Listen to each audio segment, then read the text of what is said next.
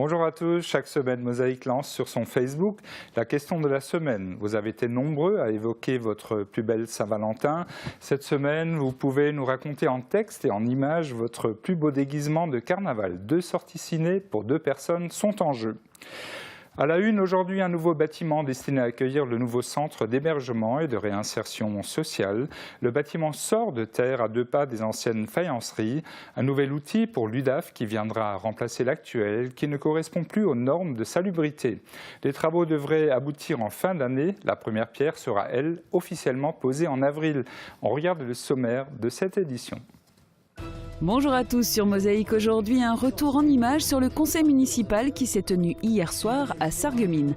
La mission locale place l'intérim comme première marche de l'insertion dans le monde du travail. Un centre d'hébergement et de réadaptation sociale neuf sort de terre à Sarreguemines. En 10 ans, près de 1000 combattants ont participé au stage organisé par le club de judo de Sarreguemines. Dans la petite histoire, nous découvrirons le boulevard des faïenceries.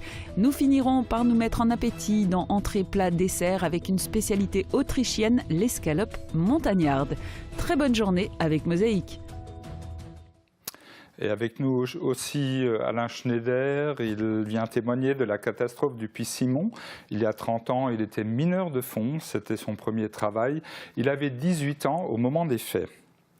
Le 25 février 2009, Luc Châtel, alors secrétaire d'État à l'industrie et à la consommation, visitait l'entreprise Smart. Mais sa venue en Lorraine visait surtout à rencontrer l'ensemble des acteurs du secteur automobile. Replay. Vos données sont accessibles où que vous soyez, avec ou sans votre ordinateur. Pour les pros, la solution, c'est le cloud ID Réseau. Polémique sur le lieu, mais satisfaction sur le fond. Le choix du site de Smart pour la venue en Moselle de Luc Châtel avait suscité de vives réactions, surtout chez les élus, et certains ont même boycotté cette visite du secrétaire d'État. En cause, la bonne santé économique de Smart. Grâce à sa percée sur de nouveaux marchés, notamment aux États-Unis, Smart n'est en effet quasiment pas touché par la crise. Mais sur le fond, il y avait malgré tout un consensus autour de la venue de Luc Châtel. Le secrétaire d'État à l'industrie et à la consommation venait certes visiter Smart, mais son but était avant tout de proposer un rendez-vous à l'ensemble des dirigeants de la filière automobile de Lorraine pour leur expliquer le plan de relance du gouvernement pour la filière automobile. Un plan dont le point essentiel est le prêt de 6,5 milliards d'euros aux constructeurs pour financer l'effort d'innovation. Et voici une annonce qui nous vient du musée Les Mineurs Vandel. Il lance un appel à des familles lorraines qui auraient des documents d'époque témoignant des échanges sarro-lorrains. Nul besoin qu'il y ait un rapport avec les mines. Pour tout complément d'infos, contactez directement le musée. Sandrine, avec sa bonne humeur communicative, nous attend pour la météo du jour. 17% des accidents du quotidien ont pour origine le sport. Assurance accident de la vie, la sécurité par tous les temps. Bonjour tout le monde, pour demain il fera provisoirement sec. Le soleil fera quelques apparitions, mais les nuages finiront par reprendre le dessus au fil des heures. Quelques pluies sont à prévoir, mais les quantités d'eau restent insignifiantes. Côté température, elles iront de -2 à 0 degrés le matin et de 4 à 6 degrés l'après-midi. Demain mercredi 25 février, nous fêtons les Roméos. Le soleil nous accompagnera de 7h19 à 18h05.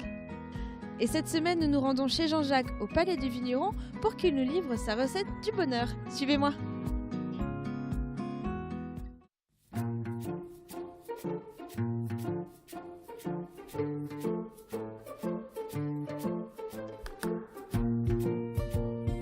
Bonjour Jean-Jacques. Alors, dites-moi, qu'est-ce qui vous rend heureux au quotidien? De vivre, de me lever le matin, de voir le rayon de soleil, de voir la neige, la pluie, le vent. Le sourire des enfants, effectivement vivre, manger, boire un verre, mais avec modération. Et si vous aviez une recette peut-être à donner, la recette du bonheur, quelle serait votre recette? Être bien accompagné et profiter de la vie parce qu'elle est courte et penser surtout aux gens qui sont malades. Voilà.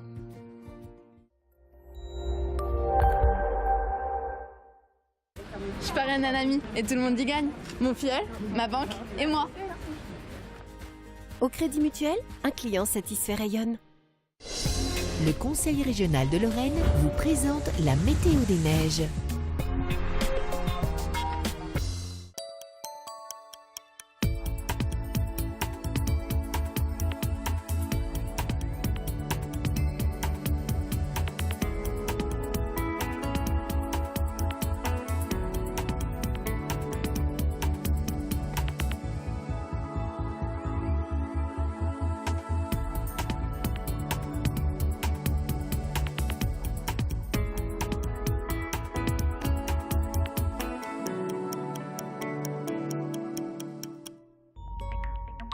Retrouvez toutes les informations sur l'enneigement de vos stations préférées sur www.bulletin-d-neige.com.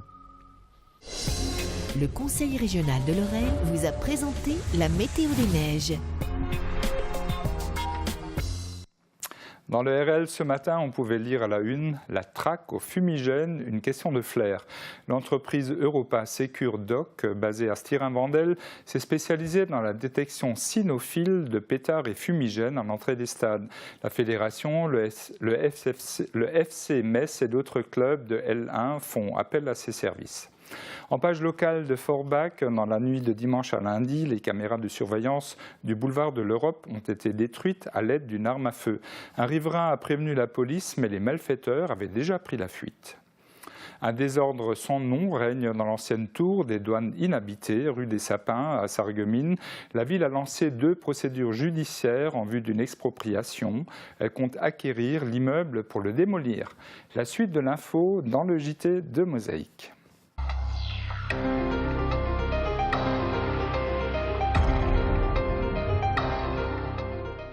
L'actuel centre d'hébergement et de réadaptation sociale de Sarreguemines se trouve rue de Guéguerre.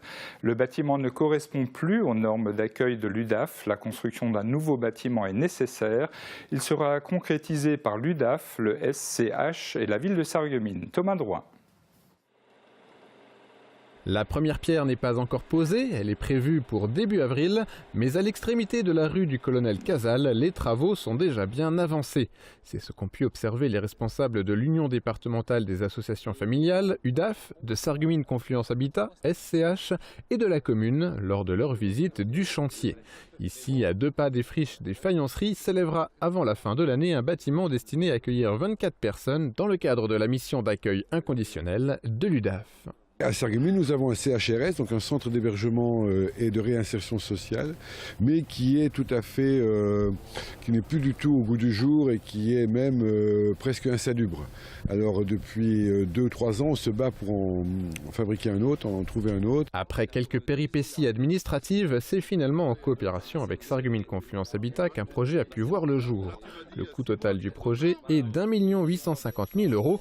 Environ 766 000 € proviennent de l'État, 600 000 du Fonds européen du FEDER. Le montage financier est par contre inhabituel du point de vue du conventionnement entre UDAF et SCH.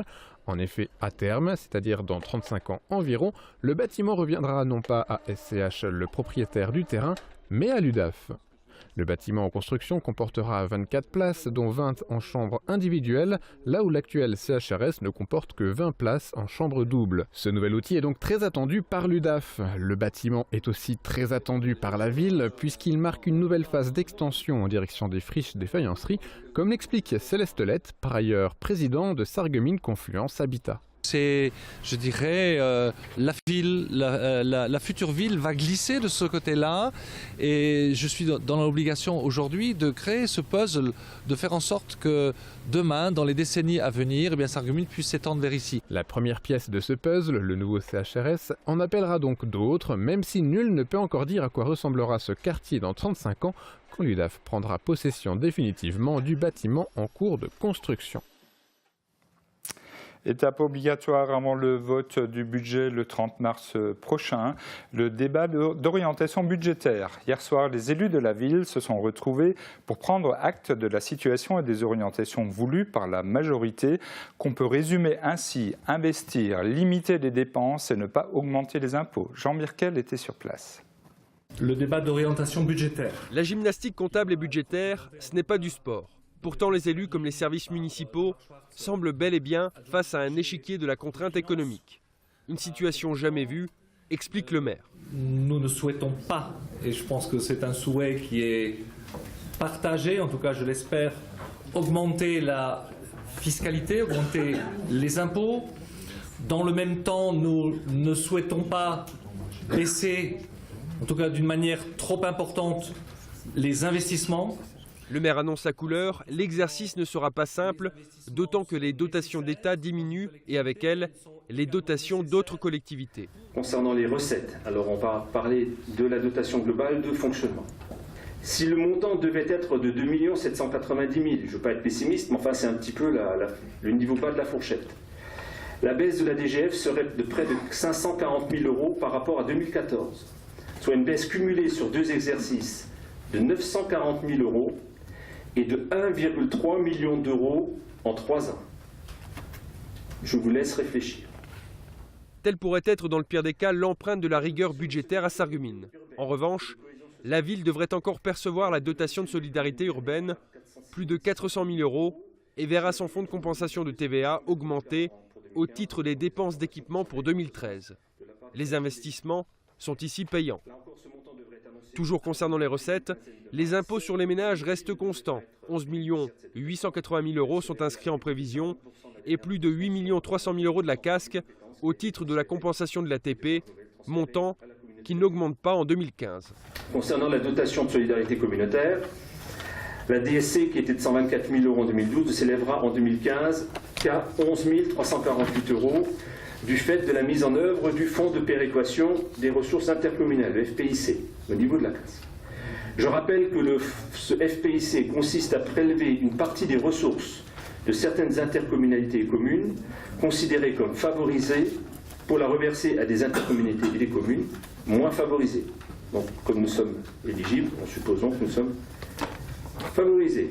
Pour tenir le cap, la municipalité devra donc voter un budget primitif le plus proche des besoins réels et savoir serrer la ceinture. L'examen des propositions pour 2015 laisse pressentir pour certains services une baisse conséquente, notamment pour les charges de personnel, avec une diminution prévisionnelle à l'heure actuelle des premiers chiffres de près de 1%.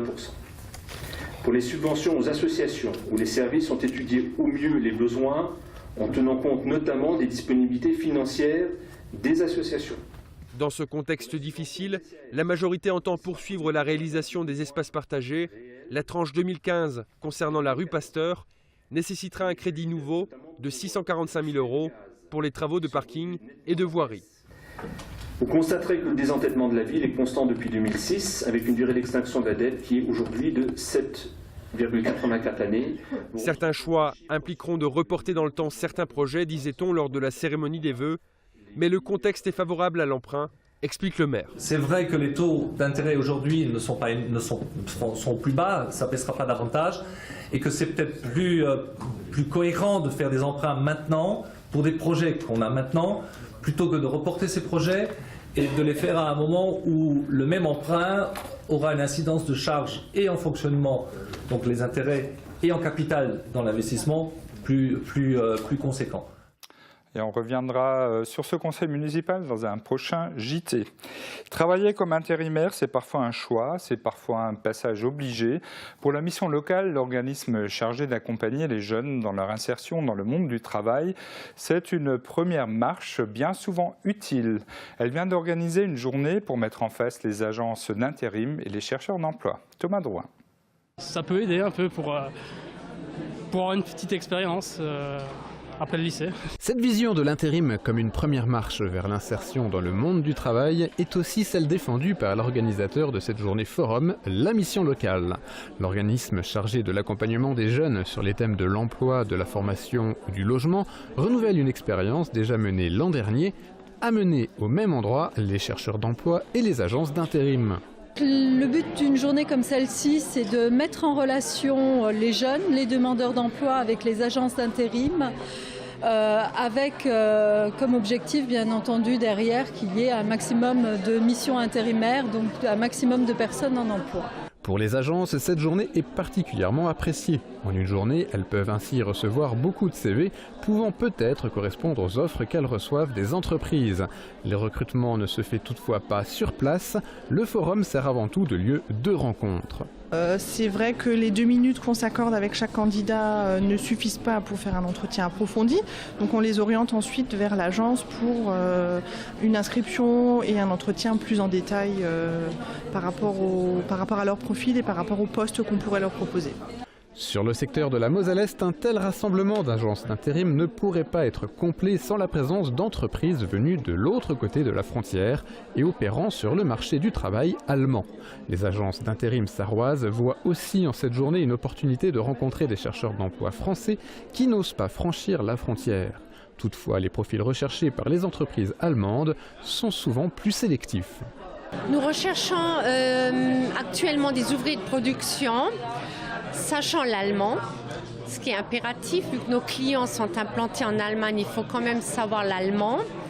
Nous recherchons aussi des conducteurs de Fenwick et principalement des ouvriers de production, des électriciens, un peu dans tous les domaines. Au final, c'est 700 demandeurs d'emploi qui étaient attendus dans les salles du foyer culturel. Il est difficile de chiffrer le nombre de personnes pour lesquelles la journée mènera à une mission d'intérim, mais l'objectif de rencontre et d'échange est, lui, rempli. En témoigne le nombre de CV gardés par les agences. Le Sarreguemines Badminton Club chute lourdement à Strasbourg. Une sévère défaite de 8-0, privée de 2 titulaires. Les faïenciers ont perdu d'entrée et de justesse 3 matchs qui étaient pourtant à leur portée. La prochaine rencontre dans 2 semaines chez le leader de la Robertso s'annonce très compliquée. 10e édition du stage du judo club de Sarreguemines. Chaque année, les combattants remplissent le dojo. Auprès d'enseignants réputés, ils améliorent leur technique pendant 5 demi-journées. Au bord des tapis, Guillaume Dumonteil.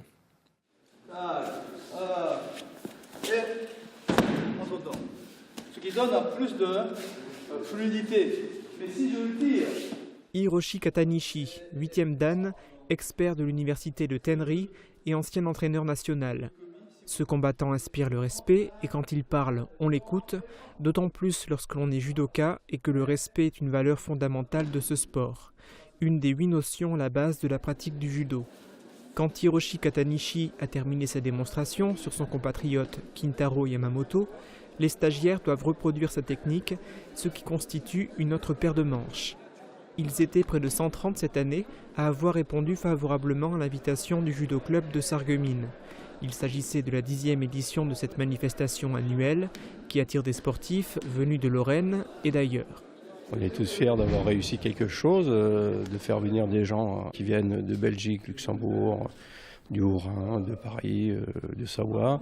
C'est quand même quelque chose. Cette année, en plus des 2 athlètes japonais précédemment cités, se trouvaient 2 autres pratiquants réputés de la discipline, Jane Bridge et Frédéric Dambach. Et nous avons le plaisir d'accueillir sur ce plateau Alain Schneider. Bonjour. Bonjour.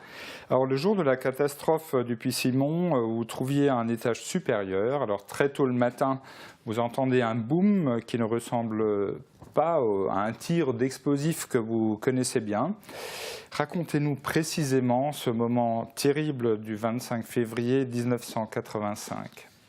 Donc en fait, j'étais affecté dans une veine mécanisée de chantier de récent et j'étais à l'entrée du tubing surveiller le charbon qui déversait sur la bande transporteuse. Vers 8 h, il y a eu un appel en me demandant de passer le porion. Et lui, il est venu, donc il a eu les infos de ce qui s'est passé, peut-être pas dans le détail, mais il était au courant qu'il y a eu un coup de grisou. Donc je le voyais, il était inquiet. Il a raccroché et puis il nous a dit de continuer à travailler. Donc pour l'instant, on a continué à travailler. C'est aux alentours de 9 h qu'il y a eu un deuxième appel téléphonique et le porion, là, il a eu l'ordre d'évacuer et d'arrêter toute exploitation et de retourner au puits le plus rapidement possible. Voilà. Donc là, à partir de là, on a éteint toutes les installations, coupé l'électricité et on est allé au puits. Voilà. Non, on a quand même. Il faut savoir qu'il y a quand même une demi-heure de marche. Il n'y avait plus le petit train pour nous ramener au puits, à la cage. Donc là, c'était die-die jusqu'à la cage. Et arrivé à la cage, en sachant que il y avait 2 étages en dessous avec des blessés et puis d'autres personnels à remonter. Donc on n'était pas vraiment prioritaire, mais on était déjà à l'avant de la cage. Donc là, il a fallu attendre, il était pratiquement 11 h jusqu'à ce qu'on soit remonté au jour. Alors, pendant que vous attendiez au fond, il y avait beaucoup de monde qui attendait déjà au jour, puisque les familles avaient été prévenues. Et Francis Brabant, il a filmé cette attente terrible. Il faut dire que chacun avait peur que l'un de ses proches soit pris dans l'explosion. On va regarder un court extrait de ce film.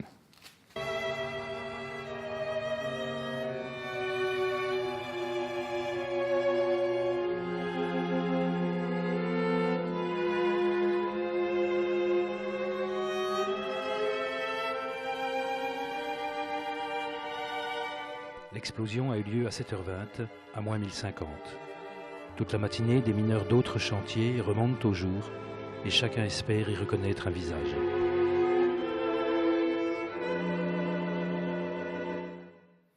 Alors une ambiance insoutenable dans ce film que Mosaïque va diffuser intégralement vendredi. Alors que s'est-il passé? Pourquoi cette explosion? Pourquoi cette explosion? En fait, il doit y avoir un cumul de méthane dans une Qu'on appelle le grisou. Hein. Qu'on appelle le grisou. Donc ça arrivait dans un chantier de traçage, ça veut dire qu'en fait on commence à creuser une galerie parallèle à la galerie principale qui se termine en cul-de-sac. Donc, sachant que le week-end, il n'y a pas eu d'exploitation, peut-être qu'il y a eu un souci au niveau de la ventilation et que le gaz, il a eu un cumul. Et à la prise de poste, le lundi, à mon avis, il y a eu une défaillance, une étincelle qui a fait que, voilà, ce qui s'est passé. Le grisou se mesurait avec cette lampe que vous avez devant vous? Tout à fait. Donc voilà, ça c'est la lampe avec laquelle on mesure le taux de grisou. Donc si la flamme, elle reste petite et normale, donc c'est sécurisé. À partir du moment qu'elle commence à s'élever et à vaciller, devenir bleu. Voilà, là il y a un souci. Et là il faut mettre tout en œuvre pour diluer le grisou avec l'air. Globalement, vous vous souvenez de l'environnement de travail des années 1985? Est-ce qu'on peut dire que c'était un milieu vraiment hostile, difficile? On le voit aussi sur ces images. La mine, c'est quand même quelque chose, un endroit très particulier. C'est quoi le regard que vous portez sur cette mine maintenant que vous en êtes sorti? Le regard, en fait, ce que j'aimais le plus, mais ce qui m'a impressionné le plus, c'est cette solidarité, cette rigueur, puis le respect, beaucoup de respect entre mineurs et de solidarité. Est-ce que vous aviez des proches qui sont décédés lors de cette explosion? Le matin, en fait, dans le bus que je prenais, qui faisait la tournée de Visvillers en passant par Diblin à la vallée de la Bisse, il y avait un ami à moi, en fait, Romain Zapp, originaire de Folberts-Siller, qui prenait le bus tous les matins avec moi. Et puis, à la sortie du puits, l'après-midi, il n'était pas dans le bus. Donc voilà. Donc il fait partie des victimes. Vous êtes resté quelques jours chez vous après l'explosion. Quand vous êtes redescendu au fond, dans quel état psychologique est-ce que vous étiez? En fait, oui, je suis resté jusqu'après les obsèques chez moi. Donc je suis retourné la semaine après au fond. Et en fait, il y avait vraiment cette atmosphère de ce qui s'est passé. Et puis, le plus marquant, c'était le Glückauf. Et avant que ce mot-là, je trouvais qu'il... Pour un jeune de 18 ans, ne voulait pas trop dire quelque chose, mais là, il a pris toute son signification. Voilà. Le Glückauf, qui est le salut du mineur. Voilà. Il faut qu'on termine. Aujourd'hui, vous êtes reconverti. Est-ce que vous retourneriez au fond de la mine?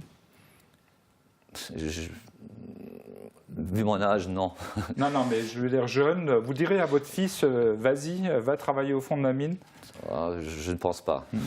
Je ne pense pas, non. Non, c'est quand même dangereux. Très bien, merci Alain d'avoir accepté notre invitation. Alors avant de dérouler la suite de notre programme, on regarde cette petite annonce.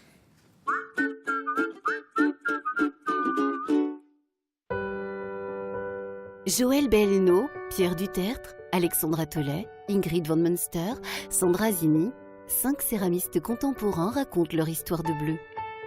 Exposition jusqu'au 15 mars 2015 au musée de la Fayence.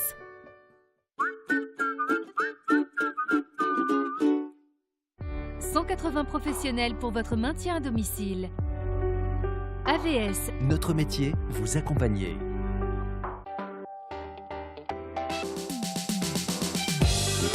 Demain sur Mosaïque, retrouvez de l'art avec Julia Pinchard.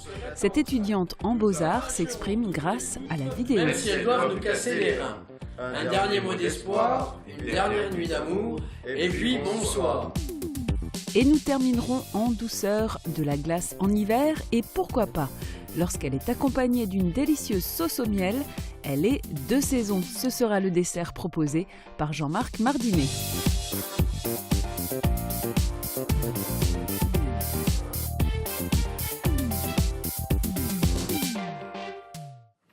En un siècle, la ville de Sarreguemines a beaucoup changé. Son développement s'est fait autour de la Sarre et des usines des faïenceries qui occupaient les deux rives de la rivière.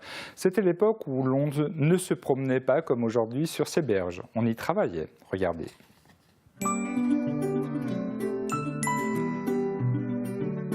FBS, du bon temps par tous les temps.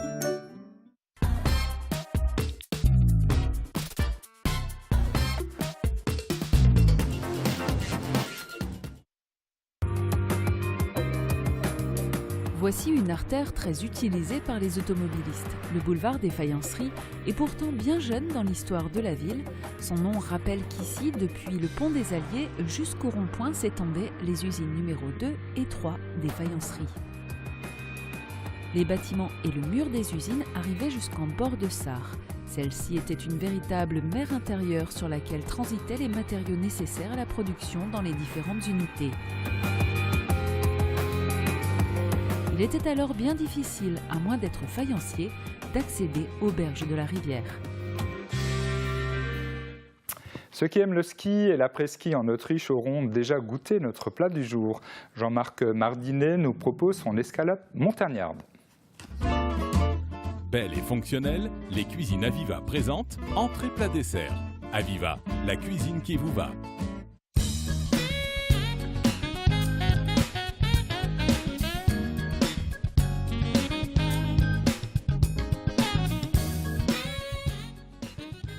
Aujourd'hui, on va manger une chose qui colle au corps. Ça vient un petit peu d'Autriche, vu que j'ai fait une saison d'hiver là-bas.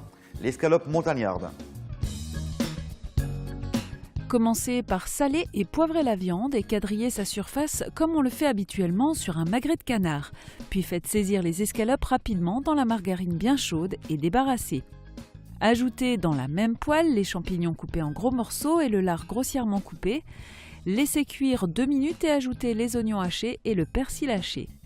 Laissez cuire encore 2 minutes, puis dans un poêlon allant au four, déposez une escalope et couvrez-la de la préparation aux champignons. Enfin, couvrez le tout de tranches d'emmental. Petite astuce avant d'aller au four, faites fondre un peu de beurre et badigeonnez-en le fromage. Cela évitera son dessèchement sous le grill. On peut aussi préparer des champignons tournés pour la déco. Ils seront pochés dans du vin blanc avec un peu de citron et pourront intégrer le caclon. Ensuite, direction le grill du four à 220 degrés pendant quelques minutes à surveiller. Pendant ce temps, déglacez la poêle avec du vin blanc afin de décoller tous les sucs de cuisson. Laissez réduire et ajoutez un peu de crème et de persil. Faites aussi dorer les pommes de terre dans un peu de margarine. À la sortie du four, déposez quelques pommes de terre sur le bord du caclon et versez dessus un peu de sauce. Et voici une recette pour ceux qui ont un bon cœur dans tous les sens du terme.